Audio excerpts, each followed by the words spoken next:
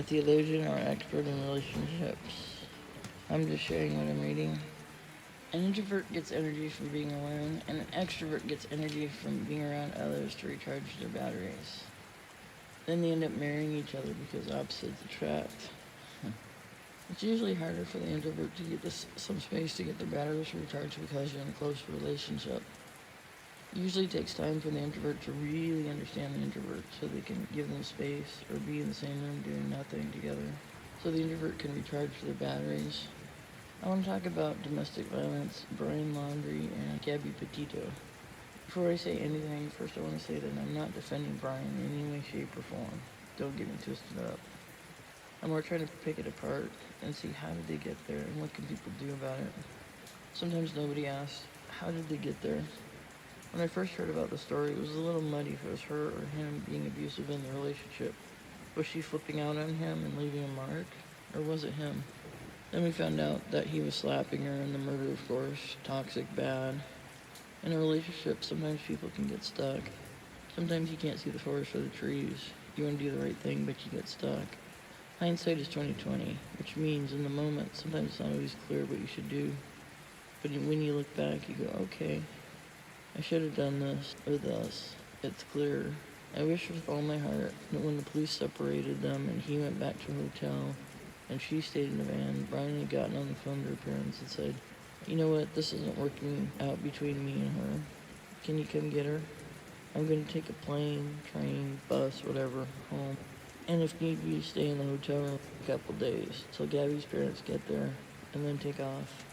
It might have been inconvenient for one or both of her parents, but I can tell you 1,000, a million, billion% they would have preferred that to what happened.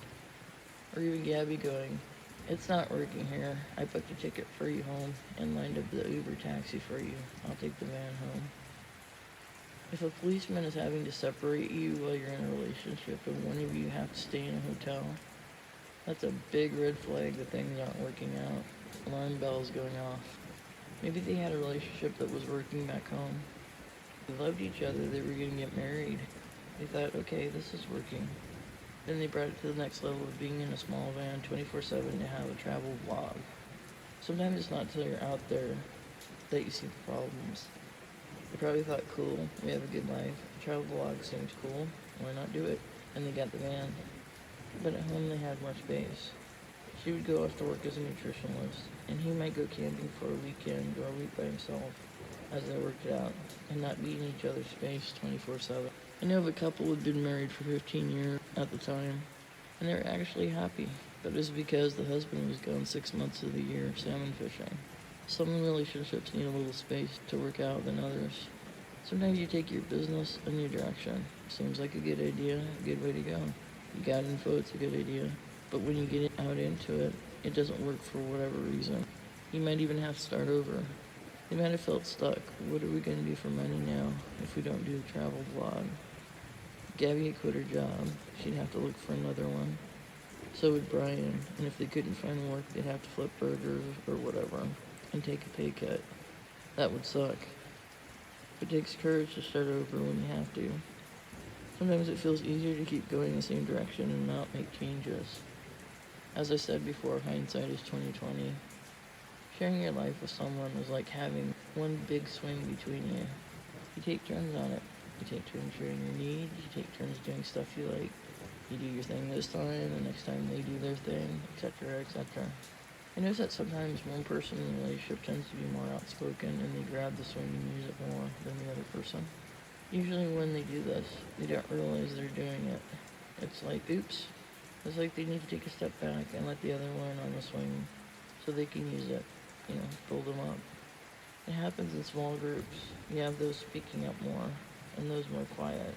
The more boisterous ones have to step back and let the more quieter ones speak because their thoughts and feelings are just as important as the other one. I've seen couples where one realizes that they're hogging the swing too much and they step back a little and help their partner develop a voice, become more outgoing. It makes me want to cheer, and I commend them. Then you have the others. The other one doesn't see it. The one becomes more overbearing in the relationship, hogging the swing more and more. And the other one shuts down, not getting a turn on the swing. thinking they're being loving by just listening, not speaking up for themselves. If this was what was happening, Brian needed to go. Time out. I don't feel like I'm being heard in the relationship. Let's take a break and get back together at home. Her parents would have a billion times preferred that to what happened. Gabby would have a trillion times preferred that to what happened. And even Brian would have preferred that to what happened. Because now Brian's life is over. He's on the run. When they catch him, jail. People aren't going to want it if he does a YouTube channel now. He'd be camping out for fun instead of running from justice. It can be really tough to talk about hard things because you're facing things that are wrong in a relationship. And maybe having to tell someone you love things they don't want to hear. As far as the travel blog goes, all they had to do was just post, "We started this travel blog, it's not working out, sorry if we disappointed you." Then when they got home, just post, "We wanted to do a travel blog, but it overwhelmed us to be in a tiny van 24/7. Maybe we'll take the channel in a different direction." And that was that. Brian liked to do outdoor stuff. There's a bunch of outdoor channels. Brian could have done something like that. The purpose of a sabbatical in a relationship isn't just to spend time watching TV, but to get some space to work on things, figure some things out, maybe get equipped to work things out. It's like a tool to help repair the relationship. Seeing that you need to take a time out is not giving up on a relationship. It's brave. It can be a hard thing to do. Like during a live football game, the team will call time out to regroup, readjust things if their game is going awry. Taking a sabbatical is the same thing. It's a time to grab a Christian counselor or life coach, if you're Christian, that specializes in marriage and get help to walk through it. Each work on themselves separately, and a marriage counselor or coach to work on it together. Couples will easily spend $15,000 on a wedding or more, but not $50 on coaching and how to communicate with each other. Honestly, I don't care if a couple wants to spend that much and put a strain on their budget, if it's something that's not in their budget, and put another burden on their relationship that they will have to contend with later. That falls under adult responsibility and their budget, and them budgeting. Marriage is a kind of relationship that's hard.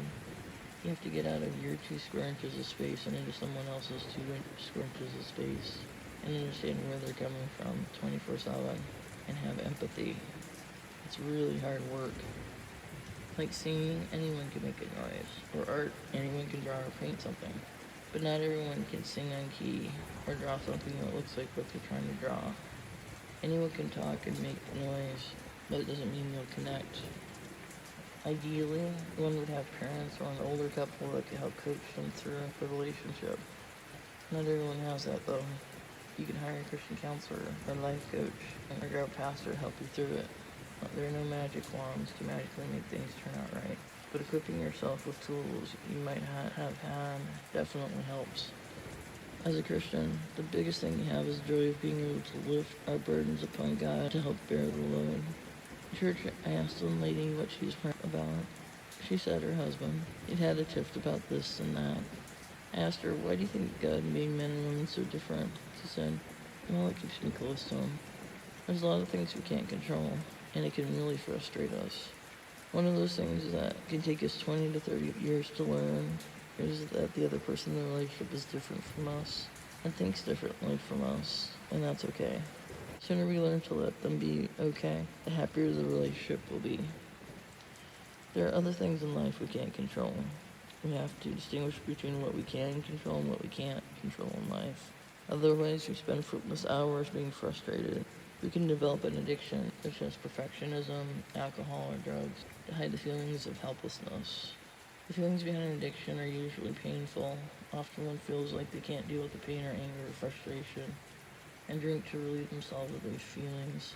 By learning to turn over these feelings to God, anyone feel more capable of dealing with life's challenges. Each one can help alleviate the compulsion to drink or do an addiction if one has it. Murder is evil and should be prosecuted to the fullest extent of the law.